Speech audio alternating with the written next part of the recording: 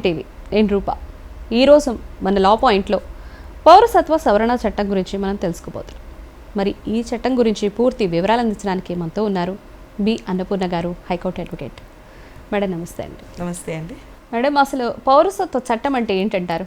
పౌరసత్వ చట్టం అంటే ప్రతి దేశానికి అందులో ఉన్న ప్రతి పౌరుడు ఒక దేశానికి చెందినవాడై ఉండాలి. సో అంటే స్టేట్లెస్నెస్ అంటారు. ఎక్కడ ఏ స్టేట్కి సంబంధించిన వాళ్ళు కాకపోతే వాళ్ళని స్టేట్లెస్ పర్సన్ అంటారు.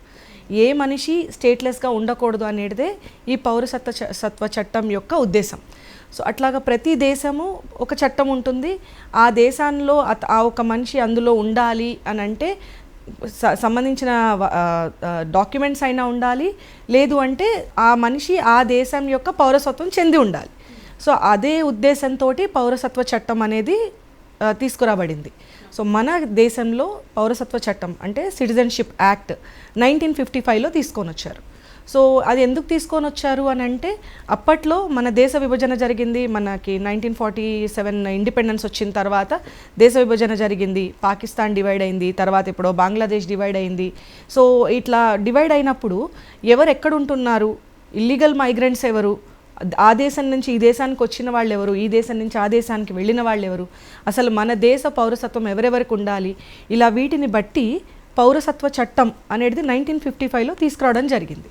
దాంతో ఏం చేశారు, ఏ పౌరుడికి ఎలాగా ఈ చట్టం వర్తిస్తుంది అండ్ పౌరసత్వం రావాలి అని అంటే అతనికి ఎటువంటి నిబంధనలు ఉండాలి, అంటే ఎట్లాంటి కండిషన్స్ అతను కంప్లై చేసి ఉండాలి, అండ్ అతని దగ్గర ఎటువంటి డాక్యుమెంట్స్ ఉండాలి, లేదా అతని పేరెంట్స్ ఎక్కడ వాళ్ళు అయ్యి ఉండాలి, లేదా అతనికి పిల్లలకి ఇవ్వాలి అంటే ఇతను ఎటువంటి పౌరసత్వం కలిగి ఉండాలి, సో ఎంతకాలం ఇక్కడ ఉంటే పౌరసత్వం వస్తుంది, సో ఇలాంటివన్నీ నిబంధనలతోటి అంటే ఎట్లాంటి కండిషన్స్ అయితే అప్లై కావాలి అండ్ ప్రిస్క్రైబ్డ్ మేనర్ ఎలాంటి అప్లికేషన్ పెట్టుకోవాలి, లేదా అసలు బై బర్త్ ఎవరికి వస్తుంది, లేదా త్రూ అప్లికేషన్ ఎవరికి వస్తుంది, త్రూ న్యాచురలైజేషన్ ఎవరికి వస్తుంది, ఇలాంటివి రకరకాలుగా ఎలా పౌరసత్వం మనం తీసుకొచ్చుకోవచ్చు, ఒక మనిషి ఎలా తీసుకొచ్చుకోవచ్చు ఆ కంట్రీలో అనే దాని మీద మనకి పౌరసత్వ చట్టం అనేది తీసుకురాబడింది. ఓకే, ఇప్పుడు మన కంట్రీలో కూడా ఎన్ఆర్ఐస్ ఉన్నారు కదా మేడం, వాళ్ళకి పౌరసత్వం ఇక్కడ ఉన్నట్టా లేకపోతే అదర్ కంట్రీస్లో ఉన్నట్టా? యాక్చువల్గా ఎన్ఆర్ఐస్ అనేది it is non resident Indians.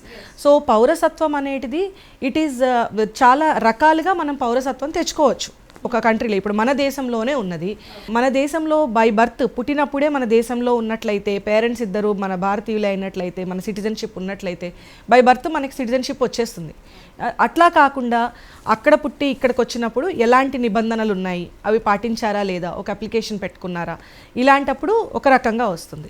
NRIs ఉంటే వాళ్ళకి ఇప్పుడు రెండు విధాలుగా, ఇప్పుడు వాళ్ళ అక్కడ పౌరసత్వం వచ్చి ఉన్నట్లయితే ఇక్కడ వాళ్ళకి పౌరసత్వం ఉండదు. రెండు విధాలుగా ఒక పర్సన్ రెండు చోట్లలో ఉండడానికి లేదు. కానీ overseas Indian citizenship card holder అనేది ఒకటి ఉన్నది. అంటే వాళ్ళు ఆరిజిన్ ఇండియానే, బట్ వృత్తిరీత్యానో ఇంకెట్లాగో వాళ్ళు అక్కడ ఉండాల్సి వస్తుంది అన్నప్పుడు they can have this card. కానీ వాళ్ళకి కొన్ని బెనిఫిట్స్ యాక్చువల్ సిటిజన్కి ఉండే కొన్ని బెనిఫిట్స్ ఉండవు, కొన్ని బెనిఫిట్స్ ఉంటాయి. బట్ వాళ్ళు they will be called as origin of India. మనకి ఇక్కడ మన ఇండియన్ ఆరిజినే, కానీ ఏదో ఒక వృత్తిరీత్యానో లేదా ఒక పర్టికులర్ ఇష్యూ మీదనో వాళ్ళు అక్కడ రీజన్ మీద అక్కడ ఉండాల్సి వస్తున్నది అనేది చూపించుకోవడానికి అది అప్లై అవుతుంది. సో ఇందులో కూడా ఏంటిది, ఇప్పుడు కొంతమంది ఉన్నారు త్రూ న్యాచురలైజేషన్ మన ఇండియన్ సిటిజన్షిప్ వచ్చిన వాళ్ళు. అంటే say for example mother Teresa ఉన్నారు. సో ఆవిడ though she is an Italian, ఆవిడ ఇక్కడ ఉండి ఇక్కడ సేవ చేసి త్రూ పీస్ మేకింగ్ కింద షీ గాట్ న్యాచురలైజ్డ్. ఆవిడ అప్లై చేసుకొని నాకు ఇండియన్ పౌరసత్వం కావాలి అని ఒక అప్లికేషన్ పెట్టుకుని త్రూ న్యాచురలైజేషన్ ఆవిడ ఇండియన్ సిటిజన్షిప్ పొందినట్లు. సో అలాగా ఎప్పుడైనా కానీ మన కంట్రీలో ఉండాలి అనుకున్నప్పుడు మనది ఒకటి ఏంటి అంటే మనం ప్రాపర్ ప్రొసీజర్ ఫాలో అయ్యి మన కంట్రీలో పౌరసత్వం మనం సాధించుకోవచ్చు. ఓకే, సో అసలు మరి ఇప్పుడు పౌరసత్వ సవరణ చట్టం అంటే ఏంటి మరి? మన పౌరసత్వ చట్టము 1955లో తీసుకొని రాబడింది. అయితే ఆ తర్వాత నుంచి మన దేశంలో పరిస్థితులకి అనుగుణంగా చాలా సవరణలు చేయడం జరిగింది. సో అట్లాంటి సవరణలు దగ్గర 11 సార్లు ఏమో సవరించబడింది మన పౌరసత్వ చట్టమే నాకు తెలిసి. అంటే నేను అనుకుంటున్నది, ఇన్ మై ఒపీనియన్. అలాగా 1960స్లో ఒకసారి అయింది, 1980స్లో ఒకసారి అయింది, మళ్ళీ 2014లో ఒకసారి అయింది, ఇప్పుడు రీసెంట్గా 2019లో కూడా ఒక సవరణ చేయడం జరిగింది ఇందులో. సో ఆ సవరణ అనేది ఇప్పుడు జరిగిన సవరణ యొక్క ముఖ్య ఉద్దేశం ఏంటి అని అంటే, విభజన జరిగినప్పుడు ఎప్పుడైతే 1947 తర్వాత విభజన జరిగిందో పాకిస్తాన్ కానీ బంగ్లాదేశ్ కానీ ఇవన్నీ ఈ రెండు ఇలాంటి దేశాలు, ఇప్పుడు ఆఫ్ఘనిస్తాన్, ఇవి ఏ బేసిస్ మీద డివైడ్ అయింది పాకిస్తాన్ కానీ బంగ్లాదేశ్ కానీ అని అంటే రిలీజియస్ బేసిస్ మీద డివైడ్ అయింది. ఓకే. సో అండ్ ఇంకొకటి, ఆ రెండు దేశాలు ఇప్పుడు మన విభజన సందర్భంగా మాట్లాడుకుంటుంటే బంగ్లాదేశ్ను పాకిస్తాన్ గురించి మాట్లాడుకుంటాం. ఆ రెండు దేశాలు వాళ్ళని అవి ఏం చెప్పుకుంటున్నాయి, ముస్లిం కంట్రీస్ కింద డిక్లేర్ చేసేసుకున్నాయి. మనది సెక్యులర్ కంట్రీ కింద ఉంది, అంటే అన్ని మతాలు అన్ని సమానము, అన్ని రిలీజన్ సమానం అనేది చెప్పుకుంటున్నాం మనం. అయితే ఇప్పుడు ఈ సవరణ అనేది, ఇప్పుడున్న సవరణలో ఏం తీసుకొని వచ్చారు అని అంటే, ఇప్పుడు ఆ పర్టికులర్ కంట్రీస్లో ఆఫ్ఘనిస్తాన్, పాకిస్తాన్, బంగ్లాదేశ్ ఈ పర్టికులర్ కంట్రీస్లో ఉన్న నాన్ ముస్లిమ్స్, ఓకే, అంటే ఒక విచక్షణకు గురైన మైనారిటీస్, సో పర్సిక్యూటెడ్ మైనారిటీస్ అన్నారు. సో పర్సిక్యూటెడ్ మైనారిటీస్ కిందకి ఎవరెవరిని తీసుకొని వచ్చారు, Hindus, Christians, Parsis, Sikhs, Buddhists, Jains. So వీళ్ళని తీసుకొని వచ్చి వీళ్ళకి ఇప్పటిదాకా ఏంటి అని అంటే పౌరసత్వం లేకుండా మన దేశంలో ఉన్న వాళ్ళని ఇల్లీగల్ మైగ్రెంట్స్ అంటారు. ఓకే. సో ఇలాంటి ఇల్లీగల్ మైగ్రెంట్స్ లిస్టులో నుంచి ఈ పర్టిక్యులర్ జనాలని బయటికి తీసుకొచ్చేసారనమాట. అంటే ఇప్పటిదాకా ఇల్లీగల్ మైగ్రెంట్ అని ఉంటే వాళ్ళకి ఎలా అప్లై చేసుకోవాలనేది ఒక సెపరేట్ ప్రొసీజర్ మన సిటిజన్షిప్ యాక్ట్లో చెప్పబడింది. ఓకే.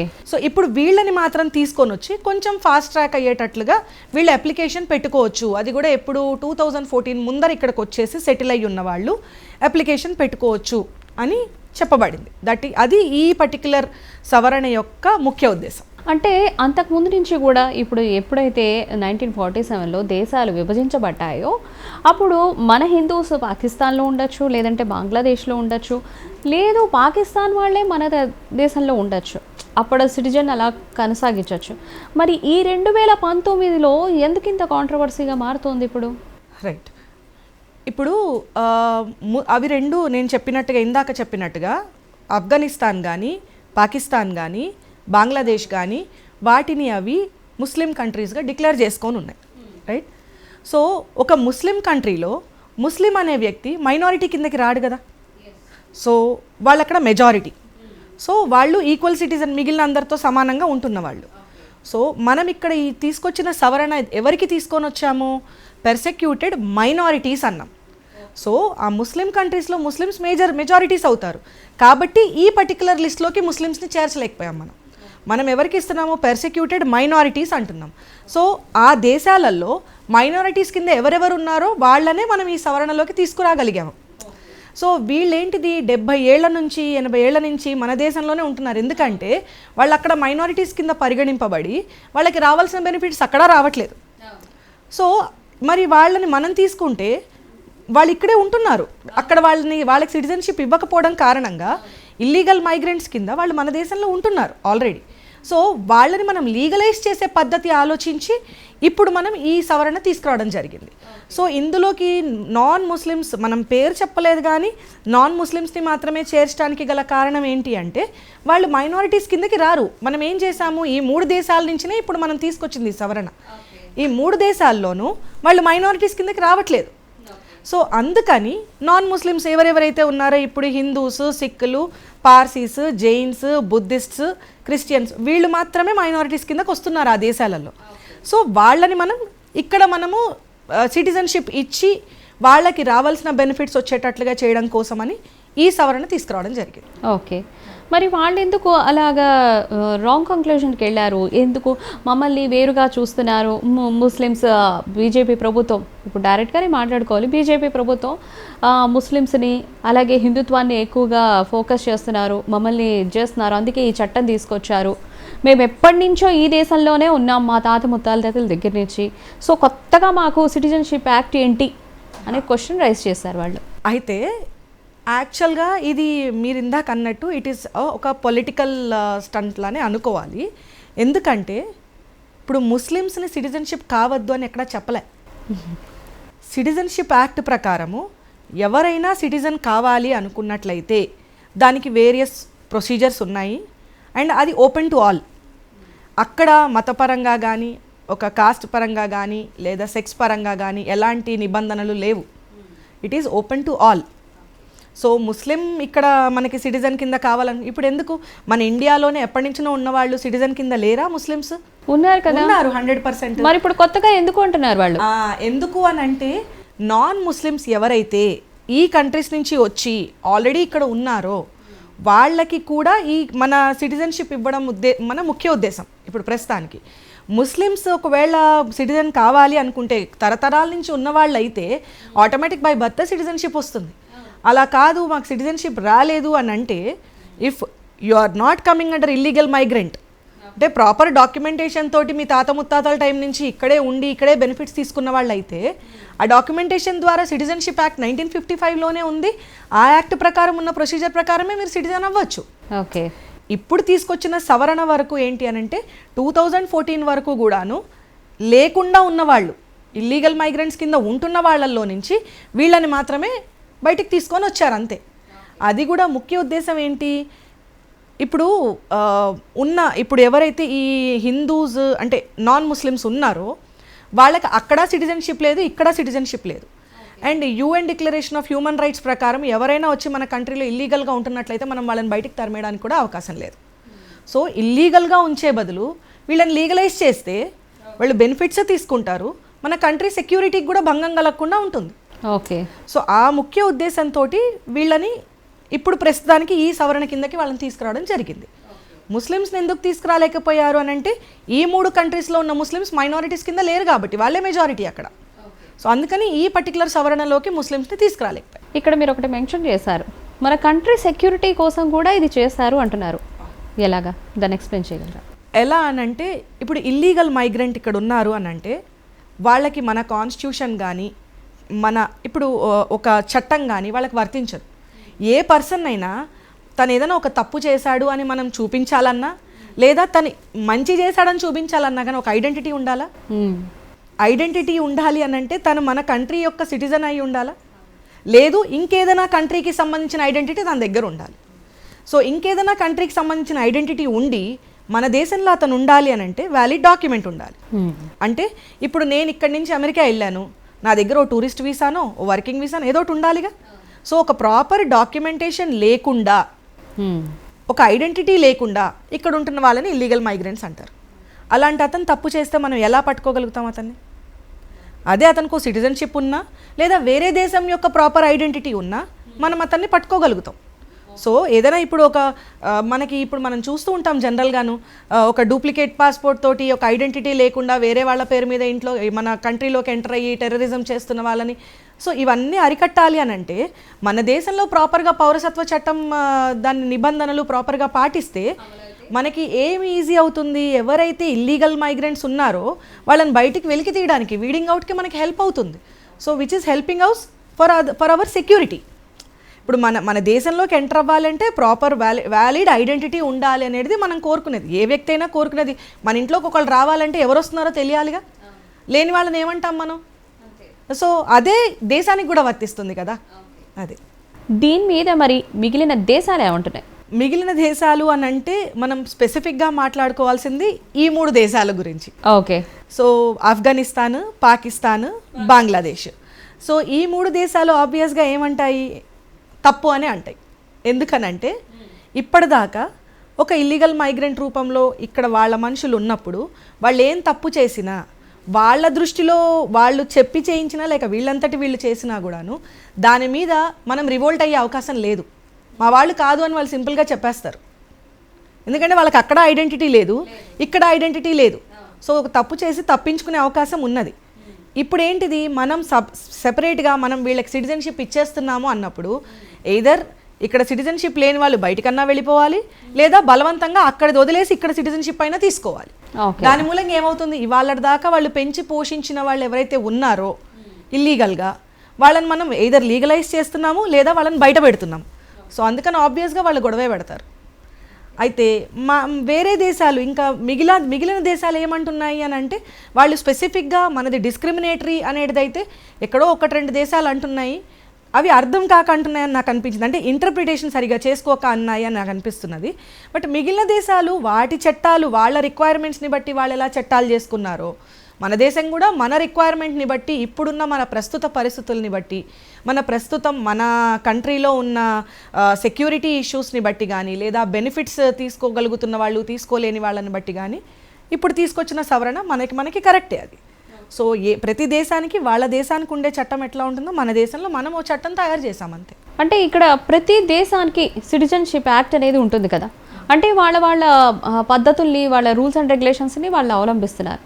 సో అలాగే యాజ్ ఇట్ ఈస్ మన ఇండియా ప్రజెంట్ అయితే ఈ అమెండ్మెంట్లో అది కూడా పాటిస్తుంది అంటారు.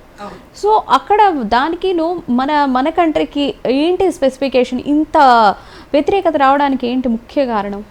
వ్యతిరేకత రావడానికి అని అంటే మనం స్పెసిఫిక్గా ఈ పర్టిక్యులర్ రిలీజియన్స్ వాళ్ళని అని మనం రాసినందుకు వ్యతిరేకత వస్తోంది ఇందులో. కాకపోతే అందులో ఆ ఇంటర్ప్రిటేషన్ లోపం అనేది నేను అనుకుంటున్నాను. ఎందుకనంటే మనం తీసుకున్న ఈ 3 కంట్రీస్లోనూ మైనారిటీస్ కిందకి వాళ్ళు రారు. అండ్ ఒకవేళ లేదండి మేము అక్కడ సిటిజన్షిప్ లేదు, మేము అక్కడ మైనారిటీస్ కిందనే ఉన్నాము అని చెప్పినట్లయితే దానికి అనుగుణంగా డాక్యుమెంట్స్ తీసుకొచ్చుకొని మామూలు సిటిజన్షిప్ యాక్ట్ ప్రకారం ఇక్కడ ఇన్ని ఏళ్ల నుంచి మేము ఇక్కడ ఉంటున్నామని చూపించుకొని సిటిజన్షిప్ తీసుకోవచ్చు. కానీ ఇప్పటికిప్పుడు సడన్గా వచ్చి నేను అక్కడ ఉండాలి ఇక్కడ ఉండాలి అని అనుకునే రకంగా ఉంటే మనకి రాదు. అది తీసేయడం కోసం అనేసేసి ఈ యాక్ట్ తీసుకురాబడింది, ఇప్పుడు ఈ అమెండ్మెంట్ తీసుకురాబడింది. సో దానికోసం అనేసేసి మనకి స్పెసిఫిక్గా మన కంట్రీలో ఈ డిస్క్రిమినేషన్ అనే మాట రావడానికి కారణమైతే మాత్రం తప్పుగా ఇంటర్ప్రిట్ చేసుకోవడం. ఆ తప్పుగా ఇంటర్ప్రిటేషన్ అనేది ఎందుకు వచ్చింది? ఒక మనిషి ఇది అని అంటే అది నలుగురని, అది 10 మంది అని మొత్తం అందరిలోనూ అదే స్ప్రెడ్ అవ్వడం కారణంగా వచ్చింది. మేడం, మరి ఇది రాజ్యాంగానికి విరుద్ధంగా ఉంది అని అంటున్నారు, ఎలా? రాజ్యాంగానికి విరుద్ధంగా అయితే లేదు ఇది. అది నేను చెప్పాను కదా, ఇంటర్ప్రిటేషన్లో లోపం మూలంగా రాజ్యాంగానికి విరుద్ధంగా ఉంది అనే ఇంటర్ప్రిటేషన్ తీసుకొస్తున్నారు. అయితే రాజ్యాంగం మనది ఎవరికి వర్తిస్తుంది? సిటిజన్స్కి లేదా నాన్ సిటిజన్స్కి వ్యాలిడ్ డాక్యుమెంట్స్ తోటి ఇక్కడ ఉంటున్న వాళ్ళకైతే వర్తిస్తుంది, ఇల్లీగల్ మైగ్రెంట్స్కి వర్తించదు, రైట్? సో రాజ్యాంగం అనేది ఎవరికి వర్తిస్తుంది అన్నాను ఇప్పుడు? సిటిజన్స్, నాన్ సిటిజన్స్కి వర్తిస్తుంది. మనం సవరణ చేసిందేమో సిటిజన్షిప్ రావడం కోసమే సవరణ చేసాం. సో సిటిజన్షిప్ వచ్చిన తర్వాత కదా రాజ్యాంగంలో వాళ్ళకి ఏమైనా డిస్క్రిమినేషన్ ఉంది అని వాళ్ళు చర్చకి తీసుకురావాల్సింది. వాళ్ళకి ఫస్ట్ సిటిజన్షిప్ వచ్చిన తర్వాత వివక్ష జరుగుతున్నట్లయితే రాజ్యాంగానికి విరుద్ధంగా ఉన్నది, మీరు ప్రవర్తిస్తున్నది అని అనొచ్చు. కానీ రాజ్యాంగంలోకి వాళ్ళని తీసుకురావడానికే మనం సిటిజన్షిప్ గురించి మాట్లాడుతున్నది. సిటిజన్షిప్పే లేని వ్యక్తి, ఒక ఐడెంటిటీనే లేని వ్యక్తి, how can he talk about constitution? కాన్స్టిట్యూషన్లోకి ఫస్ట్ ఎంటర్ అయిన తర్వాత, అంటే నువ్వు సిటిజన్ పరంగా కానీ లేదా ఒక non citizen with valid documents enter అయిన తర్వాత అప్పుడు నీకేమైనా వివక్ష జరుగుతున్నట్లయితే కాన్స్టిట్యూషన్ ఎఫెక్ట్ అయినట్టు. కానీ అసలు నువ్వు ఇంకా కాన్స్టిట్యూషన్లోకే ఎంటర్ కాలేదు, సో నీకు వివక్ష జరుగుతుంటే నా కాన్స్టిట్యూషన్ ఎక్కడ భంగపడింది? అంతేగా మరి. సో అందుకని ఇల్లీగల్ మైగ్రెంట్స్కి మనము కాన్స్టిట్యూషన్లో ఎక్కడ ప్లేస్ లేదు. సో ఎయిదర్ నువ్వు ప్లేస్ కల్పించుకొని అప్పుడు వివక్ష జరిగితే మాట్లాడుకుందాం, లేదు నీకు ప్లేస్ వద్దు అనుకుంటే నీకు ఎక్కడ ప్లేస్ కావాలో ఆ దేశానికి వెళ్ళిపోయి అక్కడ కాన్స్టిట్యూషన్లో భాగం కింద పాలు పంచుకోవచ్చు. సో కాన్స్టిట్యూషన్కి అయితే ఎక్కడా భంగం కలగలేదు మన దానికి. సిటిజన్షిప్ వచ్చిన తర్వాతనే వాళ్ళకి కాన్స్టిట్యూషన్ వర్తిస్తుంది. లేదా ఒక నాన్ సిటిజన్ అయితే వ్యాలిడ్ డాక్యుమెంట్స్ తోటి, ఇప్పుడు యూఎస్ నుంచి ఒక సిటిజన్ ఇక్కడికి వచ్చాడు, అతని దగ్గర ప్రాపర్ పాస్పోర్టు, వీసా, ఇక్కడ ఉండడానికి ఉన్న పర్మిట్స్ అవన్నీ ఉన్న తర్వాత కాన్స్టిట్యూషన్ వ్యాలిడిటీ గురించి మాట్లాడాలి. అప్పుడు వివక్ష జరిగితే నాకు రైట్ టు లైఫో రైట్ టు మూమెంటో ఎఫెక్ట్ అయిందని మాట్లాడుకునే అవకాశం ఉంటుంది. అసలు నీకు ప్రాపర్ డాక్యుమెంటేషనే లేదు, నీకు ఒక ఐడెంటిటీ లేదు ఇక్కడ. సో అప్పుడు నీకు కాన్స్టిట్యూషన్ ఎక్కడ ఎఫెక్ట్ అయినట్టు? సో కాన్స్టిట్యూషన్ మనకి ఏ విధంగానూ ఎఫెక్ట్ కాలేదు. ఓకే. అండ్ ఇప్పుడు సెంట్రల్ గవర్నమెంట్ అంటే పార్లమెంట్ ద్వారా యాక్ట్ తీసుకురావడం అనేది, అంటే మన కాన్స్టిట్యూషన్ ప్రకారం కూడా అది కాన్కరెంట్ లిస్ట్లో లేదు. స్టేట్ తీసుకురావాలా పార్లమెంట్ తీసుకురావాలా అనేది లేదు, డైరెక్ట్ పార్లమెంట్ ద్వారానే యాక్ట్ రావాలి కాన్స్టిట్యూషన్ ప్రకారం కూడా. సో పార్లమెంట్ ప్రకారమే యాక్ట్ వచ్చింది, అది కూడా ఎక్కడ విరుద్ధంగా జరగలేదు. సో కాన్స్టిట్యూషన్ ఎక్కడా కూడా ఎఫెక్ట్ అవ్వడం అనేది జరగలేదు. మన ప్రియాంబుల్లో ఉన్న సెక్యులర్ అనే వర్డ్ ఎఫెక్ట్ అయింది అనేది వీళ్ళు అంటున్న ఇంటర్ప్రిటేషన్. సెక్యులర్ అనే వర్డ్ ఎవరికి వర్తిస్తుంది అన్నాను? సిటిజన్కి కానీ non citizen with valid document కానీ వర్తిస్తుంది. ఇక్కడికి వచ్చి నాకు ప్రాపర్ డాక్యుమెంటేషన్ ఉన్న వాళ్ళకి వర్తిస్తుంది. ఒక ఇల్లీగల్ మైగ్రెంట్కి సెక్యులర్ అనే వర్డ్ అసలు నీ ఐడెంటిటీ ఏంటోనే తెలియదు, we don't know who you are, నువ్వు ముస్లింవా హిందూవా నాన్ ముస్లింవా ఏంటి అనేది ఐడెంటిటీ లేదు నీకు. సో అట్లాంటప్పుడు నీ మూలంగా నా సెక్యులర్ అనే వర్డ్ ఎఫెక్ట్ అయిందని ఎలా అంటాం మనం? సో కాన్స్టిట్యూషన్ ఎక్కడ ఎఫెక్ట్ అవ్వలేదు. మరి దీని ద్వారా మన పౌరులు ఎందుకు ఆందోళన చెందుతున్నారు ఈ చట్టం వల్ల? యాక్చువల్గా ఇప్పుడు ఇదే ఇందాక నేను అంటున్నట్లుగానే ఇంటర్ప్రిటేషన్ లోపం ఇది. ఎవరో ఒక మనిషి లేదు ముస్లింలకు ఉన్న రైట్స్ అన్నీ పోతాయి అని ఒక భయాందోళన క్రియేట్ చేయడం మూలంగా ఇది అలాగే అందరూ క్యారీ ఫార్వర్డ్ చేసి అందరికీ అదే ఆలోచన వస్తున్నది. యాక్చువల్గా చెప్పాలి అని అంటే ఇక్కడున్న ముస్లిమ్స్ ఎవరైతే వ్యాలిడ్ డాక్యుమెంట్స్ తోటి ఉన్నారో, లేదు ఆల్రెడీ సిటిజన్షిప్ ఉన్న వాళ్ళు ఉన్నారో, మొదటి నుంచి ఎప్పుడైతే విభజన జరిగిందో అప్పటి నుంచి ఎవరైతే మన ఇండియాలో సిటిజన్షిప్ ప్రాపర్ సిటిజన్షిప్ తోటి ఉన్నారో వాళ్ళకి ఎటువంటి భంగం కలగదే. ఇప్పుడున్న ఇల్లీగల్ మైగ్రెంట్స్ ఎవరైతే ఉన్నారో వాళ్ళు ఎలాగో ఒక ఐడెంటిటీ లేకుండా ఉన్నారు. నువ్వు ప్రాపర్ ఐడెంటిటీ కల్పించుకోవాలి అని అంటే సిటిజన్షిప్ యాక్ట్ ప్రకారం కల్పించుకో. లేదు అని అంటే నీకు ఏ దేశంలో మెజారిటీ కింద ఉన్నావో ఆ దేశానికి వెళ్ళి అక్కడ తీసుకో. సో మన ఇండియాలో ఆల్రెడీ సెటిల్ అయి ఉన్న ముస్లిమ్స్ ఎవరెవరికైతే రాజ్యాంగపరంగా అన్ని చట్టాలు వర్తిస్తున్నాయో, అన్ని రైట్స్ ఉన్నాయో వాళ్ళు ఈ సవరణ కారణంగా ఎక్కడ ఎఫెక్ట్ కాబడలేదు. ఓన్లీ ఇల్లీగల్ మైగ్రెంట్స్ ఎవరైతే వేరే దేశాల నుంచి వచ్చి కొన్ని ఏళ్ల తరబడి మన బెనిఫిట్స్ తీసుకుంటున్నారు, మన సెక్యూరిటీకి భంగం కలిగిస్తున్నారు, మనం వాళ్ళని పట్టుకోవాలి అని అంటే వాళ్ళకి ఇవ్వాల్సిన బెనిఫిట్స్ని మనం అరికట్టి మన ప్రజలకి మన సిటిజన్కి ఇవ్వాలి అని అంటే దానికి మాత్రం వాళ్ళ ఐడెంటిటీ లేదు కాబట్టి మనం వాళ్ళని ఎక్కడ అరికట్టలేకపోతున్నాం. సో ఇలాంటి పరిస్థితి నుంచి బయటపడడానికి మనం ఈ సవరణ చట్టం అనేది తీసుకురావడం జరిగింది. మేడం, మరి దీని మీద సుప్రీంకోర్టులో పిటిషన్లు దాఖలయ్యాయి, దాని గురించి ఏమంటారు? దాఖలైనాయి, చాలానే వచ్చినాయి, వేల మీద పిటిషన్స్ దాఖలైనాయి. కాకపోతే ఒక్కొక్క కేసుని బట్టి ఎలా దాన్ని డిసైడ్ చేయాలి అనేది ఉన్నది. స్పెసిఫిక్గా కాన్స్టిట్యూషన్కి సంబంధించి ఎఫెక్ట్ అయింది అనే దానికి మాత్రం ఎఫెక్ట్ కాలేదు అనే సుప్రీంకోర్టు కూడా చెప్తుంది. ఎందుకనంటే సిటిజన్షిప్ వచ్చిన వాళ్ళకి కానీ లేదా వ్యాలిడ్ డాక్యుమెంట్స్ తోటి నాన్ సిటిజన్స్కి కానీ కాన్స్టిట్యూషన్ వర్తిస్తుంది. సో సెక్యులర్ అనే పదం మాత్రం మన కాన్స్టిట్యూషన్లో ఎక్కడా ఎఫెక్ట్ అవ్వలేదు. సో సుప్రీంకోర్టు ఒక్కొక్క కేసుని అంటే స్పెసిఫిక్గా కొన్ని కేసులలో డిస్క్రిమినేట్ చేశారు అనేలాంటివి ఏమైనా ఉంటే తప్ప ఎక్కడాను ఎఫెక్ట్ అయితే అవ్వలేదు. బట్ చాలా మటుకు పెండింగ్ ఉన్నాయి. అవి సుప్రీంకోర్టు దాని తీరులో అది మెల్లగా చూసుకుంటూ కేస్ పరంగా దాన్ని డిస్పోజ్ చేస్తూ వస్తారు. సో కొన్ని కేసెస్లో స్పెసిఫిక్గా కొన్ని కేసెస్లో ఇల్లీగల్ మైగ్రెంట్ అవ్వడము, అతను ఇక్కడే ఎక్కువ కాలం పాటికి డిటైన్ కావడం కారణంగా ఇప్పుడు కూడా అతనికి అవకాశం లేదు అంటే because he's a Muslim, so అతను ఇప్పటికీ కూడా పౌరసత్వం తెచ్చుకోవడానికి అవకాశం లేదు అనే పరిస్థితి వచ్చినప్పుడు ఆబ్వియస్గా కమెంట్ చేసింది సుప్రీంకోర్టు కూడాను. కాకపోతే ఏంటి అంటే అలాంటి వాళ్ళకి మామూలు సిటిజన్షిప్ యాక్ట్ ప్రకారం ఇక్కడ ఉన్నాను అని ప్రాపర్ డాక్యుమెంట్స్ చూపించుకొని పౌరసత్వం తీసుకునే అవకాశం వాళ్ళకి ఎప్పటికైనా ఉన్నది. ఈ సవరణ కారణంగా అయితే వాళ్ళు ఎఫెక్ట్ అవ్వలేదు. మరి ఈ చట్టం యొక్క ప్రభావం మన దేశంలో మన ప్రజల మీద ప్రభావం చూపిస్తుందంటారు?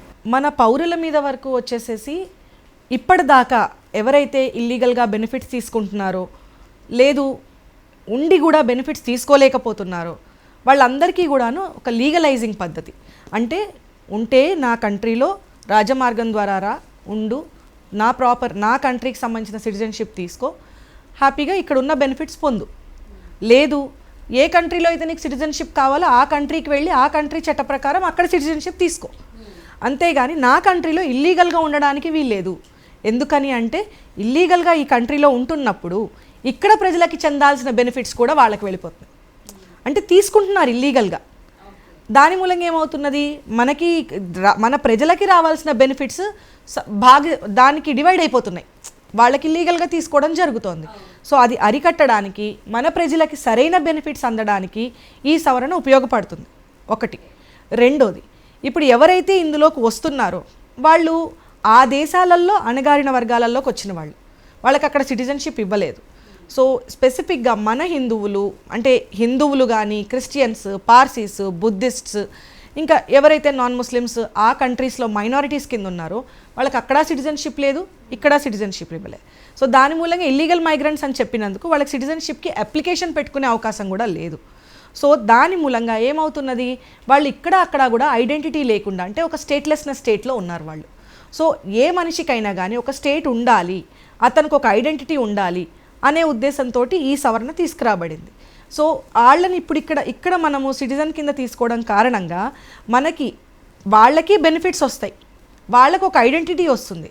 దాని మూలంగా మన దేశం మీద ఎలాంటి ప్రభావం పడుతుంది అని అంటే మన దేశానికి కూడాను వీళ్ళు మన జనాభా అనే ఒక లెక్క కరెక్ట్గా ఉంటుంది. ప్రతి బర్త్ అండ్ డెత్ రిజిస్టర్లోనూ వీళ్ళ పేర్లు ఎంటర్ అవుతాయి. మన సిటిజన్ కింద వీళ్ళ పేర్లు రిజిస్టర్లోకి ఎంటర్ అవుతాయి. ఎంటర్ అవ్వడం కారణంగా బెనిఫిట్స్ కరెక్ట్గా వెళ్తాయి. నెక్స్ట్ ఏమైనా సెక్యూరిటీ ప్రాబ్లం జరిగినట్లయితే ఎవరు అనే ఐడెంటిటీ మన దగ్గర ఉంటుంది. సో ఆ విధంగా మన దేశం యొక్క సెక్యూరిటీని మనం కాపాడుతున్న వాళ్ళం. అలాగే ప్రజలకి యాక్చువల్గా అందవలసిన బెనిఫిట్స్ ఎవరెవరికి అందట్లేదో వాళ్ళకి అందేటట్లు చేయడము, ఇల్లీగల్గా ఎవరెవరికి అయితే అందుతున్నాయో అలాంటి చర్యని అరికట్టడానికి మన దేశానికి మన ప్రభుత్వానికి హెల్ప్ అవుతుంది. సో ఆ విధంగా ఈ సవరణ ఇప్పుడున్న పరిస్థితులలో మన దేశానికి చాలా అవసరం. అంటే మన దేశంలోనేనా ఈ సవరణ చట్టం తీసుకొచ్చింది? మిగిలిన దేశాల్లో కూడా ఇలాంటి సవరణ చట్టాలు ఏమైనా ఉన్నాయంటారా? ప్రతి దేశంలోనూ పౌరసత్వం ఎవరికి ఇవ్వాలి, ఎవరి దగ్గర తీసేసుకోవాలి, లేదా ఆల్రెడీ ఒక పౌరుడు ఉన్న అతని దగ్గర నుంచి ఎలా అంటే తను ఏదైనా ఏ పని చేస్తే అతనికి పౌరసత్వం నుంచి తీసేయాలి అనే దానికి ప్రతి దేశంలోనూ ఒక చట్టం ఉంటుంది. అయితే ఇలాంటి సవరణలు చాలా దేశాలలో అక్కడున్న పరిస్థితుల్ని బట్టి అప్పుడున్న పరిస్థితుల్ని బట్టి నిర్ణయాలు తీసుకోవడం కూడా జరిగి ఉంటాయి. ఎలా అంటే ఫర్ ఎగ్జాంపుల్ అమెరికాలో యుఎస్లో కూడాను లాటెన్బర్గ్ అమెండ్మెంట్ అనేది 1989లోనే తీసుకురావడం జరిగింది. ఆ టైంలో అప్పుడున్న పరిస్థితుల్ని బట్టి కొంతమంది రెఫ్యూజీస్ని కొన్ని పర్టికులర్ కంట్రీస్ నుంచి వాళ్ళకి సిటిజన్షిప్ ఇవ్వాలా, లేదా మైనారిటీస్ కింద ట్రీట్ చేసి వాళ్ళకి కొన్ని బెనిఫిట్స్ అయినా అందించాలా, బట్ వాళ్ళు అక్కడ ఉంటున్న వాళ్ళ అస్తిత్వాన్ని లీగలైజ్ చేసే ప్రొసీజర్ ఆ అమెండ్మెంట్ ద్వారా తీసుకురావడం జరిగింది. సో అలాగే ఆ ఒక్క దేశంలోనే కాదు, సెకండ్ వరల్డ్ వార్ తర్వాత కూడా కొన్ని దేశాలలో ఇలాంటి సవరణలు జరిగినాయి. సో ఒక పర్టికులర్ దేశము ఆ దేశానికి ఉన్న పరిస్థితులకి అనుగుణంగా ఎప్పుడైతే ఇలాంటి సవరణ అవసరమో అనిపిస్తుందో ఇలాంటి సవరణ తీసుకురావడానికి వెసులుబాటు ప్రతి దేశానికి ఉన్నది. అది ఎప్పుడు తీసుకుంటారు?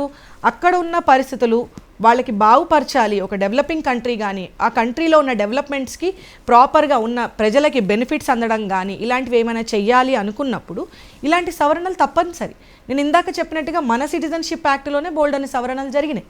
సో ఈ పర్టికులర్ సవరణ మాత్రమే ఇప్పుడు తీసుకొచ్చారు. అండ్ దాన్ని ఇప్పుడు మనం ఇంటర్ప్రిటేషన్ తప్పుగా చేసుకొని దాన్ని మనం ఇలాగా ఒక కాంట్రవర్సీకి దారి తీస్తున్నాం అంతే. మేడం, మరి ఇప్పుడే తీసుకురావడానికి అంటే ఎలక్షన్స్ ముందుకు ఈ చట్టం తీసుకురావడానికి ఎలక్షన్స్ అంటే అనుకోవచ్చా?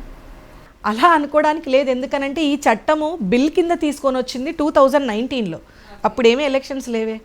అయితే అప్పుడు కూడా ఈ యాజిటేషన్ మూలంగానే ఇప్పటిదాకా దాని టైం వేస్ట్ అయింది, ప్రొలాంగ్ అయిపోయింది. అప్పుడే తీసుకొచ్చి ఉండుంటే అది అప్పుడు ఎలక్షన్ లేదా మరి అప్పుడు దానికి ఇంకో గ్రౌండ్ ఏమైనా వెతికేవాళ్ళేమో కాంట్రవర్సీ తీసుకురావడానికి. కానీ అప్పటి నుంచి తీసుకొచ్చే ప్రయత్నాలే జరుగుతున్నాయి. ఇప్పుడు అది తీసుకురాగలిగారు కాబట్టి తీసుకొని వచ్చారు అంతే. సో అంతకు మించి అయితే నా ఉద్దేశంలో అయితే అది ఎలక్షన్ స్టంట్ కింద మనం అనుకోవడానికి లేదు. ఎందుకంటే 2019లోనే బిల్ పాస్ అయింది. సో 2019 నుంచి యాజిటేషన్ కారణంగా దాన్ని ఎఫెక్ట్ చేయలేకపోయారు. అది ఇప్పుడు ఎఫెక్ట్లోకి వచ్చింది. సో అంతకుమించి అండ్ ఒకసారి ఒక యాక్ట్ అంటూ ఎనాక్ట్ చేయబడిన తర్వాత దానికి సంబంధించిన రూల్స్, దాన్ని ఇంప్లిమెంట్ చేయడానికి కావాల్సిన ప్రొసీజర్స్ ఇవన్నీ చేయడానికి కొంత టైం పడుతుంది. ఆ టైం అంతా అయ్యి ఈ యాజిటేషన్ నుంచి కొంచెం ఆపి దాన్ని మళ్ళీ ప్రజల్లోకి తీసుకొని వచ్చి దాన్ని ఎఫెక్టివ్గా ప్రజల్లోకి తీసుకొని వెళ్ళడానికి ఈ టైం పట్టింది అంతే. అదర్వైజ్ నాకు తెలిసి ఇది 2019 నుంచినే ఉన్నది. ఓకే మేడం, ఈరోజు పౌరసత్వ సవరణ చట్టం గురించి మాకు అలాగే మా ప్రేక్షకులకి చాలా చక్కగా తెలియజేస్తున్నది. థ్యాంక్ యూ అండి. Thank you so much. చూసారు కదా, ఇది ఇవాల్టి law point. Stay tune to 99.